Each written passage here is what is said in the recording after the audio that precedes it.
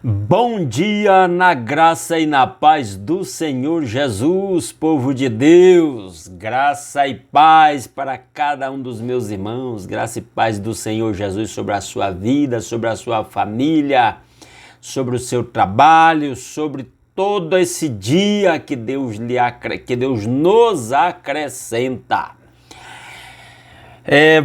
Voltamos aqui para continuar a leitura da Palavra de Deus e antes de continuar essa leitura, deixa-me pedir que você que vai entrando aí, deixa um like nesse vídeo porque você estará nos ajudando a que este vídeo ganhe repercussão aí na plataforma. Se puder, compartilhe aí nos seus grupos familiares, grupo de WhatsApp, grupo de amigos, grupos de irmãos da igreja. Divulga, nos dê essa força, ficamos muito agradecidos. Se alguém é novato por aqui, não está inscrito e queira se inscrever no nosso canal, está convidado a fazer parte e continuarmos a leitura da Palavra de Deus. Mateus capítulo 9 diz-nos assim a palavra: entrando Jesus num barco, atravessou o mar e foi para a sua cidade. Alguns homens trouxeram-lhe um paralítico deitado em sua maca. Vendo a fé que eles tinham, Jesus disse ao paralítico: tenha bom ânimo, filho, os seus pecados estão perdoados. Diante disso, alguns mestres da lei disseram a si mesmos: este homem está blasfemando. Conhecendo Jesus seus pensamentos, disse-lhes: por que vocês pensam maldosamente em seu coração? Que é mais fácil dizer, os seus pecados estão perdoados, ou levante-se e ande. Mas para que vocês saibam que o Filho do Homem tem na terra autoridade para perdoar pecados, disse ao paralítico: levante-se, pegue a sua maca e vá para casa. Ele se levantou e foi. Vendo isso, a multidão ficou cheia de temor e glorificou a Deus que dera tal autoridade aos homens. Saindo Jesus, viu um homem chamado Mateus sentado na coletoria e disse-lhe: siga-me. Mateus levantou-se e o seguiu. Estando Jesus em casa, foram comer com ele e seus discípulos muitos publicanos e pecadores. Vendo isso, os fariseus perguntaram aos discípulos dele: por que o mestre de vocês come com publicanos e pecadores? Ouvindo isso, Jesus disse: não são os que têm saúde que precisam de médico, mas sim os doentes. Vão aprender o que significa isto: desejo misericórdia, não sacrifícios, pois eu não vim chamar justos, mas pecadores. Então os discípulos de João vieram perguntar-lhe: por que nós e os fariseus jejuamos, mas os teus discípulos não? Jesus respondeu: como podem os convidados do noivo ficar de luto enquanto o noivo está com eles? Virão dias quando o noivo lhes será tirado, então jejuarão. Ninguém põe remendo de pano novo em roupa velha, pois o remendo reforçará a roupa, tornando pior o rasgo. Nem se põe vinho novo em vasilhas de couro velha, se o fizer a vasilha arrebentará, o vinho se derramará e a vasilha se estragará. Ao contrário, põe-se vinho novo em vasilha de couro nova e ambos se conservam. Falava ele ainda quando um dos dirigentes da sinagoga chegou, ajoelhou-se diante dele e disse: minha filha acaba de morrer. Vem e põe a tua mão sobre ela e ela viverá. Jesus levantou-se e foi com ele também os seus discípulos. Nisso, uma mulher que havia 12 anos vinha sofrendo de hemorragia, chegou por trás dele e tocou na borda do seu manto. Pois dizia a si mesma: se eu tão somente tocar em seu manto, ficarei curada. Voltando-se, Jesus a viu e disse: ânimo, filha, a sua fé a curou. E desde aquele instante a mulher ficou curada. Quando ele chegou à casa do dirigente da sinagoga e viu os flautistas e a multidão agitada, disse: saiam, a menina não está morta, mas dorme. Todos começaram a rir dele. Depois que a multidão se afastou, ele entrou e tomou a menina pela mão e ela se levantou. A notícia deste acontecimento espalhou-se por toda aquela região. Saindo Jesus dali, 2 cegos o seguiram, clamando: filho de Davi, tem misericórdia de nós. Entrando ele em casa, os cegos se aproximaram e ele lhes perguntou: vocês creem que eu sou capaz de fazer isso? Eles responderam: sim, Senhor. E ele, tocando nos olhos deles, disse que seja feito segundo a fé que vocês têm. E a visão deles foi restaurada. Então Jesus os advertiu severamente: cuidem para que ninguém saiba disso. Eles, porém, saíram e espalharam a notícia por toda aquela região. Enquanto eles se retiravam, foi levado a Jesus um homem endemoninhado que não podia falar. Quando o demônio foi expulso, o mudo começou a falar. A multidão ficou admirada e disse: nunca se viu nada parecido em Israel. Mas os fariseus diziam: é pelo príncipe dos demônios que ele expulsa demônios. Jesus ia passando por todas as cidades e povoados, ensinando nas sinagogas, pregando as boas novas do reino e curando todas as enfermidades e doenças. Ao ver as multidões, teve compaixão delas, porque estavam aflitas e desamparadas, como ovelhas sem pastor.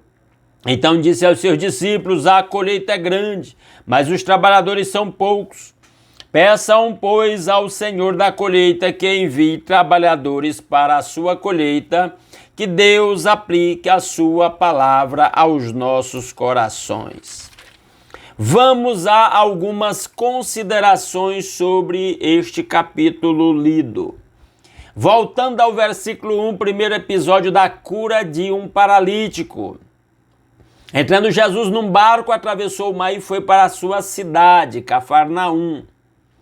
Alguns homens trouxeram-lhe um paralítico deitado em sua maca. Vendo a fé que eles tinham, Jesus disse ao paralítico: tenha bom ânimo, filho, os seus pecados estão perdoados. Jesus quer tratar o homem por inteiro, o homem completo. E o tratamento completo começa no espírito. Por isso Jesus aborda: os teus pecados estão perdoados. É o tratamento espiritual, é a cura da doença, que é a matriz de todas as outras doenças, todos os outros males que afetam a humanidade. Se chama pecado, e Jesus queria curar isso, a raiz, o íntimo daquele homem, o seu coração. Versículo 3. Diante disso, alguns mestres da lei disseram a si mesmos: este homem está blasfemando. Conhecendo Jesus seus pensamentos, disse-lhes: por que vocês pensam maldosamente em seu coração? Dava para deduzir os pensamentos daqueles homens, mediante a palavra de Jesus de perdão dos pecados. Além do mais, Jesus era onisciente, como Deus divino que era, e conhecia exatamente o que havia no coração daqueles homens. Versículo 5, que é mais fácil dizer: os seus pecados estão perdoados, ou levante-se e ande? Aí Jesus usa a sua autoridade para curar doenças físicas, para mostrar que ele queria tratar a principal doença do ser humano, que é a doença do pecado, que, como eu disse, é a matriz de todas as demais doenças. E o versículo 8 fala da reação da multidão, que ficou impactada pela autoridade, pelo poder de Jesus manifesto naquela situação daquele homem paralítico. Versículo 9, saindo Jesus viu um homem chamado Mateus sentado na coletoria e disse-lhe: siga-me. Mateus levantou-se e o seguiu. O escritor deste livro, apóstolo de Jesus, judeu, que anteriormente era cobrador de impostos, considerado pela nação um traidor da nação, porque ele cobrava impostos de judeus para o governo romano. Judeus odiavam cobradores de impostos. Este homem, Jesus se encontra com ele e o convida a segui-lo, e o homem o segue. Versículo 10, estando Jesus em casa, foram comer com ele os seus discípulos, muitos publicanos e pecadores. Mateus não diz, mas o banquete aqui era na casa do próprio Mateus, outros evangelhos dizem. Parece que o Mateus, movido pela modéstia, não fala que ele mesmo ofereceu aquela refeição. E aí Jesus está cercado de publicanos e pecadores, ou seja, gente de má reputação. Gente vista pela sociedade da época, especialmente pelos religiosos, como a gentalha com quem ninguém devia se misturar. Jesus está lá no meio deles, salva um deles, Mateus, e vai tomar uma refeição com eles. Verso 11, vendo os fariseus, perguntaram aos discípulos dele, por que o mestre de vocês come com publicanos e pecadores? Inclusive, tomar uma refeição com alguém era um símbolo de muita intimidade, de muita proximidade. O judeu não admitia isso, tomar refeição com pessoas que não fossem seus iguais, seus semelhantes. Jesus concorda participa de um banquete aí na casa de Mateus, com os amigos de Mateus, pessoas de má reputação, desprezadas pela sociedade. Versículo 12, ouvindo isso, Jesus disse, não são os que têm saúde que precisam de médico, mas sim os doentes. Vão aprender o que significa isto, desejo misericórdia, não sacrifício, pois eu não vim chamar justos, mas pecadores. Não é que exista justos e pecadores, no final das contas todos são pecadores. Há aqueles que se consideram justos e a esses Jesus está dizendo, esses aí não precisam de tratamento porque eles não admitem que têm pecado. É o que ele usou na figura no versículo 12, dizendo que os doentes é que precisam de médico, porque muita gente daquela não podia admitir que estava doente, que tinha um problema, como ainda hoje isso acontece. Inclusive no meio cristão, cristãos que têm sérios problemas espirituais que afetam sérias áreas da sua vida e que jamais vão admitir que estão doentes e que precisam de tratamento, e por isso mesmo não vão alcançar tratamento, porque não os buscam, não reconhecem, não buscam.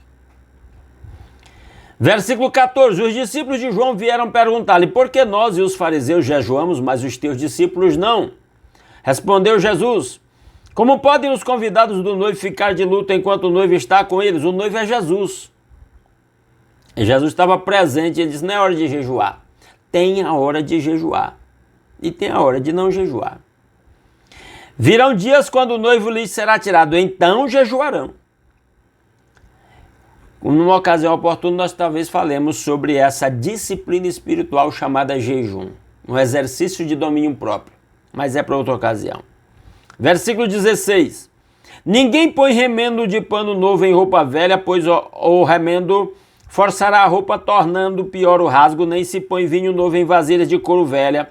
Se o fizer, a vasilha arrebentará, o vinho se derramará e a vasilha se estragará. Ao contrário, põe-se vinho novo em vasilha de couro nova e ambos se conservam. Jesus está dizendo que quem estava apegado demais à tradição religiosa judaica era como alguém que estava saboreando um vinho velho. E o vinho é assim, quanto mais velho, melhor para os bebedores de vinho. E Jesus está dizendo que cuidado para não se apegar às suas tradições religiosas, não está aberto para o novo. E ele está dizendo, é preciso se abrir para o novo, é preciso renovação. Se abrir para o novo, para o mover de Deus. Versículo 18, falava ele ainda quando um dos dirigentes da sinagoga chegou, ajoelhou-se diante dele e disse, minha filha acaba de morrer, vem e põe a tua mão sobre ela e ela viverá.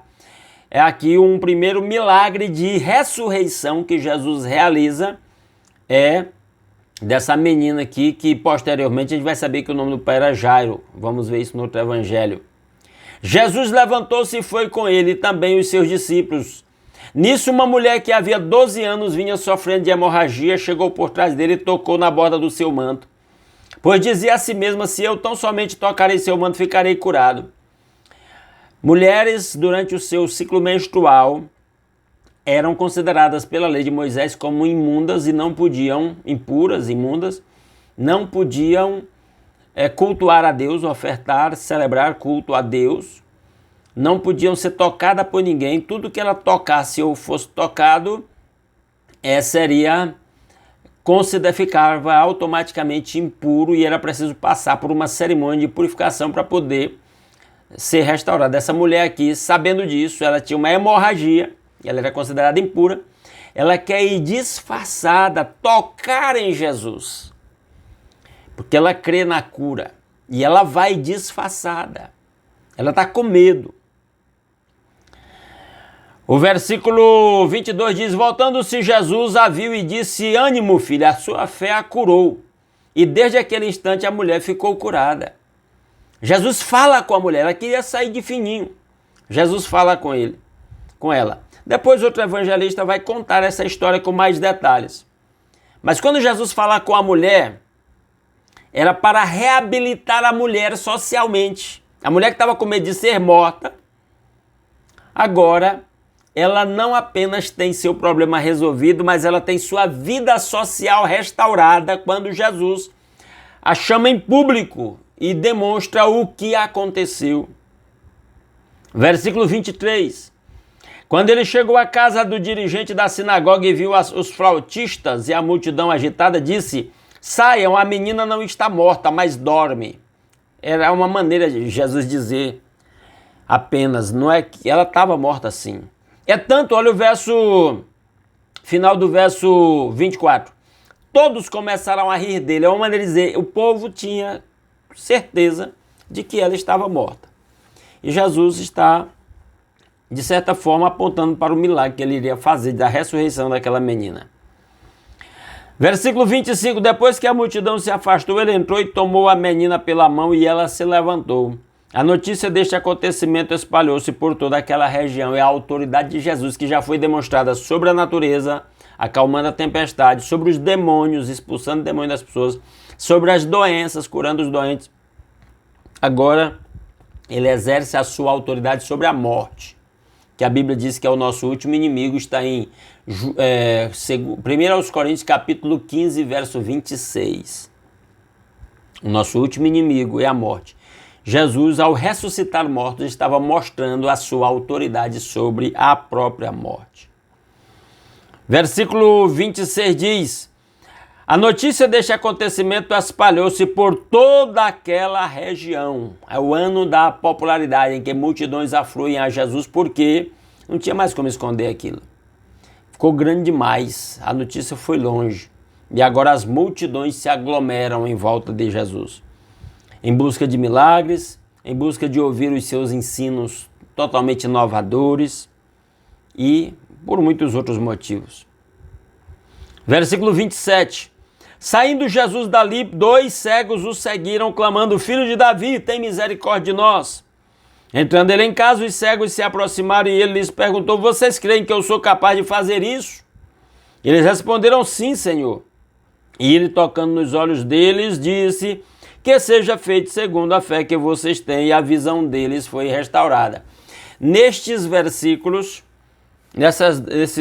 nesse capítulo, na verdade, na história da cura da mulher com hemorragia e agora na ressurreição, aliás, na cura dos cegos, algo que Jesus ensina. Ele diz: a tua fé te curou, ou seja, feito conforme a tua fé. E a Bíblia mostra que Deus também age quando a nossa fé falha. Mas quando a nossa fé coopera, muito mais acontece. E como é que a gente se fortalece na fé? Paulo diz em Romanos, parece que é 10, 17, diz que a fé vem pelo ouvir e o ouvir pela palavra de Cristo. Se não for o verso 17, está ali pertinho. A fé vem pelo ouvir e o ouvir pela palavra de Cristo. Quer se fortalecer na fé, vá para a palavra, orar, ler, buscar a palavra de Deus, compreender o Deus revelado na palavra para que sua fé seja fortalecida. Versículo 29. E ele, tocando nos olhos deles, disse: que seja feito segundo a fé que vocês têm. Jesus, é interessante que Jesus não se prende a padrões, ele não fica dentro da caixinha, do quadrado. Em cada situação, Jesus age de acordo com a situação. Houve o cego que ele passou, fez uma laminha lá no chão com a própria saliva, passou nos olhos do cego, mandou ele lavar-se no tanque de Siloé e ele passou a enxergar. E aí as situações são bastante variadas, a maneira como Jesus fez milagres, o mesmo milagre de maneiras diferentes. Jesus trata cada um de nós segundo a nossa singularidade. Aqui ele toca nos cegos e os cegos têm a visão restaurada. O final do versículo 30 diz: então Jesus os advertiu severamente, cuidem para que ninguém saiba disso. É óbvio que não tinha como as pessoas não saberem. Jesus estava demonstrando que não queria que essas histórias dos milagres se espalhassem, provavelmente porque não queria que as pessoas o buscassem apenas pelos milagres, ou talvez não queria precipitar a perseguição por parte dos líderes religiosos judaicos contra a sua pessoa, por isso pediu para que não se espalhasse. Mas o versículo 31 diz: eles, porém, saíram e espalharam a notícia por toda aquela região. O fato é, esse versículo nos ensina isso, quando nós temos uma experiência real com Cristo, não tem como ficar calado. Se você tem um relacionamento pessoal com Cristo, não tem como você ficar calado. Entenda isso. Avalie sua própria vida. Você tem compartilhado o amor de Cristo, a fé em Cristo Jesus com aqueles que estão ao seu redor? Se sim, provavelmente então realmente você tem um relacionamento pessoal com Cristo. Agora, se você tenta se disfarçar, passar desapercebido, é porque você ainda não compreendeu o Evangelho. Versículo 32. Enquanto eles se retiravam, foi levado a Jesus um homem endemoninhado que não podia falar. Mudo e endemoniado. Quando o demônio foi expulso, o mudo começou a falar. A multidão ficou admirada e disse: nunca se viu nada parecido em Israel. Esse episódio de dizer que o rapaz estava endemoniado e não podia falar, não se deve atribuir toda mudez à presença maligna de demônios. Isso foi um caso especial. Houve quem fosse mudo sem estar endemoniado e houve quem estava endemoniado sem ser mudo. Versículo 34, mas os fariseus diziam: é pelo príncipe dos demônios que ele expulsa os demônios. E aí Jesus vai fazer uma crítica séria lá na frente sobre isso. E uma revelação espetacular. A gente vai chegar lá. E aí eu vou lembrar os meus irmãos. Versículo 35, Jesus ia passando por todas as cidades e povoados, ensinando nas sinagogas, pregando as boas novas do reino e curando todas as enfermidades e doenças. A ênfase de Jesus estava em ensinar e pregar. Curar a doença autenticava o seu ensino e pregação, mas a ênfase era em ensinar e pregar. Ao ver as multidões, teve compaixão delas porque estavam aflitas e desamparadas como ovelhas sem pastor. Como nós olhamos para o mundo? É com compaixão? Eu vejo crente olhando com raiva, com ódio. Cuidado com isso. É para olhar para o mundo com compaixão. Porque eles vivem como vivem, fazem o que fazem, justamente porque eles não têm Cristo em sua vida. É disso que estamos falando. Verso 37. Então disse aos seus discípulos: a colheita é grande, mas os trabalhadores são poucos. Peçam, pois, ao Senhor da colheita que envie trabalhadores para a sua colheita. Você quer orar? Um pedido de oração de Jesus é: peça trabalhadores para o reino, para a colheita do Senhor Jesus. Clame por trabalhadores. A obra é grande, os trabalhadores são poucos. Que Deus mesmo aplique a sua palavra aos nossos corações. Vamos orar? Nosso Deus e nosso Pai maravilhoso, mais uma vez, muito obrigado, meu Deus, por esse novo dia. Muito obrigado pela noite de paz, de descanso. Obrigado pelo nosso lar, pelo conforto da nossa cama. Obrigado pela nossa família. Obrigado por acordar com saúde. Obrigado pelo pão em nossas mesas. Obrigado, ó Deus, por um dia que o Senhor nos dá a oportunidade de novas realizações. Obrigado por poder começar esse dia meditando na sua palavra, alimentando o nosso espírito com a mesma. Pai, conduz-nos nesse dia, dirige as nossas vidas, nossas famílias, nosso trabalho, faz-nos prosperar, cerca-nos com a sua proteção, livra-nos de acidente, de gente má, livra-nos de doenças, livra-nos, Senhor. Ó Pai, usa-nos para a sua honra e para a sua glória, onde quer que vá cada um de nós. Pai maravilhoso, que a bênção do Senhor esteja sobre a vida de cada um dos meus irmãos, curando os doentes, doentes que estão em casa, doentes que estão nos hospitais ou nas UTIs. Toca com o seu toque curador. Nós cremos no Deus de milagres. E somos exortados pela palavra a buscar ao Senhor em milagres. E nós estamos buscando, mas acima de tudo, faça-se a sua vontade. Se o Senhor vai usar os médicos, os medicamentos, as intervenções cirúrgicas, faça-se a sua vontade. Mas nós estamos intercedendo pelos nossos irmãos que estão doentes, nossos familiares, pedindo essa manifestação da sua graça, confiados no Senhor, cheios de esperança. Ó Deus, oramos por cada irmão, se alguém está passando dificuldades, privações, se alguém está desempregado, está endividado. Meu Pai, abra a porta de emprego para o desempregado, dê sabedoria para administrar os recursos daqueles que estão endividados. Providencia meio de libertação para quem está amarrado em situações como essas. Estabelece a paz entre as famílias, entre os casais, entre os pais e filhos, entre os irmãos, que cada lar seja uma célula da sua igreja, onde Jesus seja adorado e servido em espírito e em verdade, onde estejam presentes os frutos do seu Espírito Santo, amor, alegria, paz, paciência, delicadeza, bondade, fidelidade, mansidão e domínio próprio.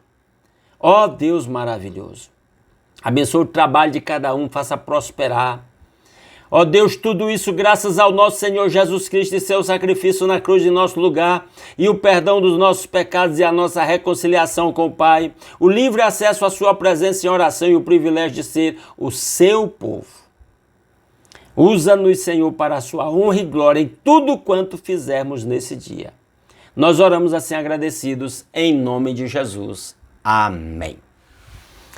Meus amados irmãos, muitíssimo obrigado pela sua companhia. Fiquem todos na graça e na paz do Senhor Jesus. Se Deus quiser, amanhã, às 5h30 da manhã, estaremos aqui dando continuidade à leitura da Palavra de Deus. Grande abraço a todos.